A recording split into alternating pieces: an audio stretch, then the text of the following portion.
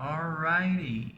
Um, Today is the 15th of November 2021, and I'm still in Playa del Carmen, and I'm gonna do this video in English because I want to help people, and I think that the word get spread around more effectively if I present my Alibaba presentation in English.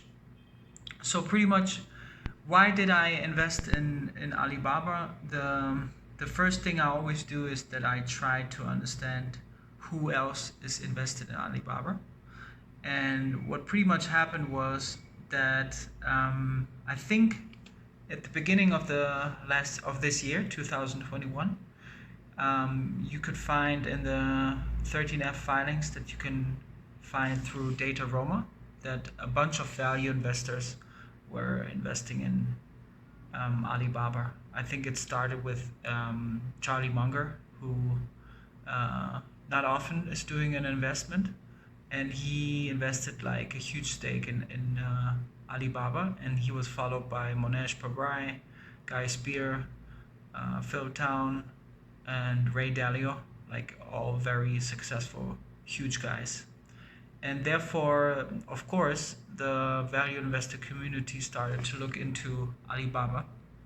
But here's the thing, most of the time I try to go through the investment in four stages. First is circle of competence, second is that the company has a moat, third is that the management is great and are great capital allocators, and the last is that you get your investment for egregiously amazing price. You try to buy $1 for 50 cents.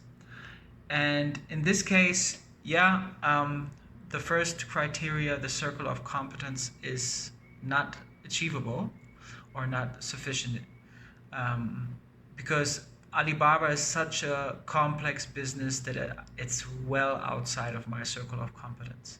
So, but anyway, I'm going to try to develop my understanding of Alibaba as best as I can, and therefore I share my knowledge about Alibaba in those videos that I share with you guys. Okay, so first off, how big is Alibaba? Alibaba has a market cap of 533 billion as of today. So Alibaba is definitely a mega cap, a very big company, and therefore we think that the growth of this company will be reasonable, but it will not be a 100-bagger or a huge home run. We just have to be realistic about the expectations we can estimate with a huge company like Alibaba. Second of all, I looked at the PE ratio, price to earnings ratio of 20. So this multiple pretty much answers you the question, how much do I have to pay today to get $1 of earnings? And a PE ratio of 20 is pretty much a very cheap one, because of what I did next was that I looked at all the big market caps around the world, like Apple, Microsoft, Alphabet, Amazon, Facebook, and Tesla.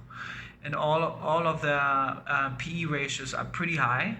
And if you compare Alibaba to those PE ratios, they're pretty much really cheap. There's only like Tencent, which I invested last week, and Alibaba, both with around 20, with a PE ratio of 20. So pretty much you get a very good business for a relatively cheap price.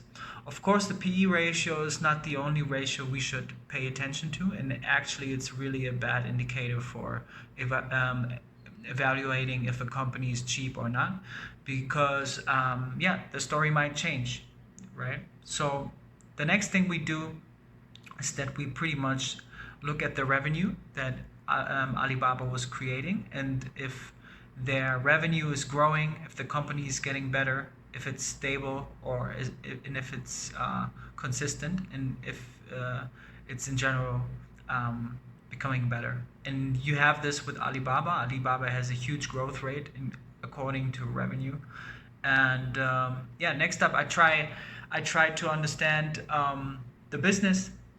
And what I did pretty much, that's something I always do, is when I research a company, I try to read as much as I can about this company. What I did was I um, I um, I bought a book on Audible. It's The House That Jack Ma Built, and it's pretty much telling you the story about how Alibaba came to place and how they get to the point where they are right now. So Alibaba has 1 billion customers, 800 million in China, 200 million internationally. So it's pretty much from the get-go. It's uh, it's a company which is doing its business mainly in China, but from day one they were backed by international investors. So it's from the start, pretty much Alibaba is a company that has enlightened management. So they have a management who have the goal to operate internationally over the long run. And for that case, I believe that Alibaba has amazing growth ahead, right? There's some, I would say the biggest case for investing in Alibaba is pretty much that the Chinese economy over the next 10 years, it's going to have amazing growth compared to the US and in other regions of the world. And the Chinese GDP is very strong. So you're gonna have this tailwind with Alibaba and the Chinese economy. The Chinese middle class is gonna grow like crazy, and therefore I think it's a smart bet to be invested in Alibaba, so you can participate with this growth. Pretty much the GDP, in the estimation of the GDP, it's gonna estimate that the GDP of China, it's gonna be greater than the GDP of the United States by 2026. So in 2026, the Chinese economy is going to be bigger and stronger and spending more than the US as a consumer, and that's some company is going to benefit of this. And why not a company that is the backbone of the Chinese economy, right? There's so many people ordering online and yeah, doing this through Alibaba. Okay, next up, let's find out. Next, I try to get a glance on the business model of Alibaba. And with Alibaba, like I said, it's so complex and so big that it was really hard for me to really understand everything. But I try my best, and I look at it like a work in progress, that I really try to understand more and more about the business model with Alibaba. Mainly my case, you could ask yourself, all right, why do I invest in Alibaba if I don't have a clue about the business model? Is that not violating our rules as a value investor? And you're right, yes, but basically Alibaba for me was a clone, meaning a clone of Charlie Munger, Monesh Pabrai, and the other guys, that I just wanted to participate in that growth of the Chinese economy. And I just think that Alibaba is a surest bet with this. And pretty much what I do every quarter is that I look on data Roma in the 13F filings, and I check out what those value investor guys have done in the last quarter, if they sold, yes or no. And there are three questions I'm going to ask myself every quarter from now on that I hold Alibaba. And the first question is the business getting better? Second question is the moat getting stronger? And the third question will be, is this company or this stock at the moment egregiously overpriced? And if those questions are answered fine, and this company is doing fine, I will hold this company forever.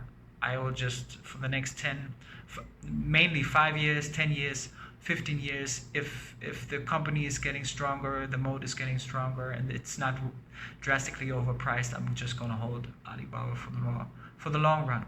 But anyway, I'm going to try in those videos, I'm going to make a playlist step by step, look at the different parts and try to understand more and more about this company and try to get a glimpse of it.